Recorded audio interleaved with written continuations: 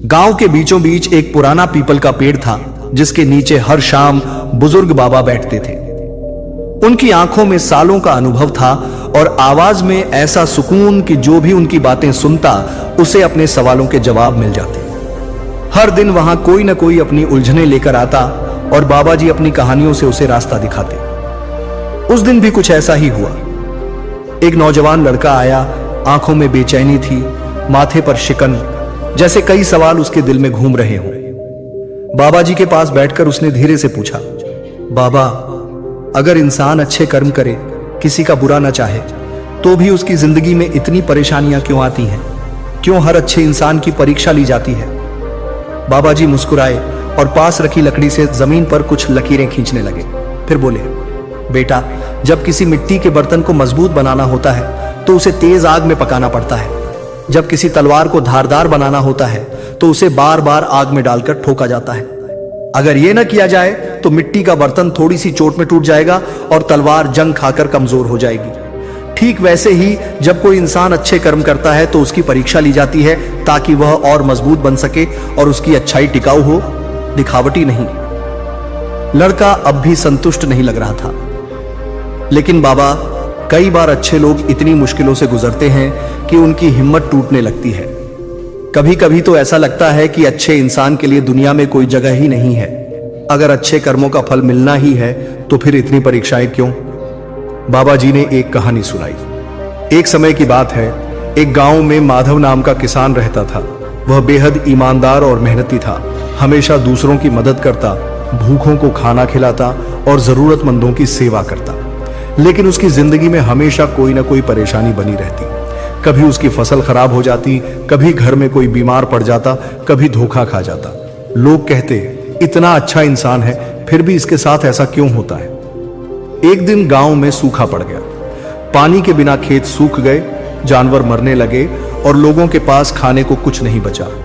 माधव के पास जो थोड़ा सा अनाज था, उसने वह भी भूखे बच्चों को बांट दिया। किसी ने उससे पूछा, तू खुद भूखा है फिर भी दूसरों को क्यों खिला रहा है? माधव ने मुस्कुराकर कहा, शायद भगवान मेरी परीक्षा ले रहे हैं। अगर मैं मुश्किल वक्त में भी इंसानियत न छोड़ूं तो मेरा कर्म सच्चा साबित होगा। कुछ महीनों बाद बारिश हुई और माधव की जमीन से ऐसी फसल उगी जैसी पहले कभी नहीं हुई थी। उसकी मेहनत का फल उसे कई गुना होकर मिला। गांव वाले कहते, देखो, भगवान ने उसकी भलाई का इनाम दिया। बाबा जी ने लड़के की ओर देखा। समझे बेटा, जब कोई अच्छा इंसान होता है तो उसकी परीक्षा इसलिए ली जाती है ताकि वह और मजबूत बन सके। अगर माधव बिना संघर्ष के ही अमीर बन जाता तो क्या वह भूखों को खाना खिलाने की कीमत समझ पाता? लड़के के चेहरे पर हल्की मुस्कान आ गई। मतलब हर परीक्षा का कोई ना कोई कारण होता है। बाबा जी ने सिर हिलाया। बिल्कुल, कभी कभी कर्मों की परीक्षा इसलिए होती है क्योंकि ईश्वर हमें परखना चाहते हैं कि हम सच में उतने ही सच्चे हैं जितना हम दिखते हैं। कभी इसलिए कि हमें और मजबूत बनाया जा सके और कभी इसलिए कि हमें अपने कर्मों का असली मूल्य समझ में आए।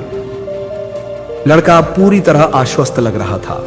वह उठा, बाबा जी के चरण छुए और बोला, अब समझ में आया, परीक्षा सिर्फ सजा नहीं होती बल्कि यह हमें और बेहतर बनाने का जरिया होती है।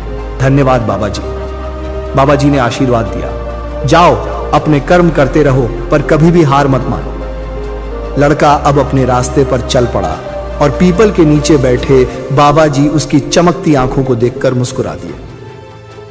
आज की इस कहानी से हमें यह सीख मिलती है कि कर्म की परीक्षा कोई सजा नहीं बल्कि एक मौका होती है हमें और निखारने का, हमें और मजबूत बनाने का। इसलिए जब भी जिंदगी में कठिनाई आए तो यह मत सोचो कि यह तुम्हारे खिलाफ है, बल्कि इसे ऐसे देखो कि ईश्वर तुम्हें और महान बनाने के लिए तैयार कर रहे हैं। अगर यह कहानी आपको अच्छी लगी तो इसे अपने दोस्तों और परिवार वालों के साथ जरूर साझा करें। अगर आपने भी कभी किसी परीक्षा का सामना किया है और उससे कुछ सीखा है तो कमेंट में हमें जरूर बताइए। और अगर आप ऐसी और प्रेरणादायक कहानियां सुनना चाहते हैं तो हमारे चैनल सब्सक्राइब करना न भूलें।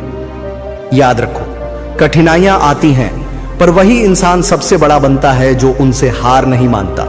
अपने कर्म करते रहो, फल अपने आप मिलेगा।